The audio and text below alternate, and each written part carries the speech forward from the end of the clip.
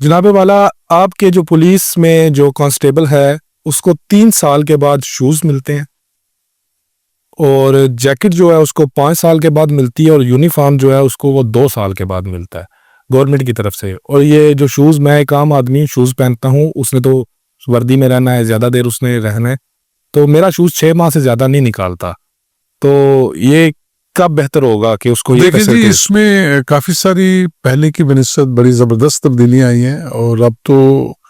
یہ آپ پرانی بات کر رہے ہیں، اب موجودہ دور مجھے کے آج اندر- آپ کے یہ کانسٹیبل نے بتایا۔ اچھا، شاید اس کو پھر باقی چیزوں کا نہیں پتا، لیکن اب حالات یہ ہیں کہ بہت زیادہ تبدیلی آ چکی ہے، اور یہ جو ہے کہہ لیں کہ جو بیسک ضروریات ہیں پولیس کی، یونیفارم کی شکل میں یا بوٹس کی شکل میں، شوز کی شکل میں جو آپ بات کر رہے ہیں، اس میں بڑی بہتری آ چکی ہے۔ اور اسی طرح آفس کے اندر، تھانہ جات کے اندر باقاعدہ اسٹیشنری A to Z، صفائی کے ہر پک تک ہر چیز ملتی ہے، اور یہ میں سمجھتا ہوں کہ یہ بڑی بہتری ہے۔ اور جہاں تک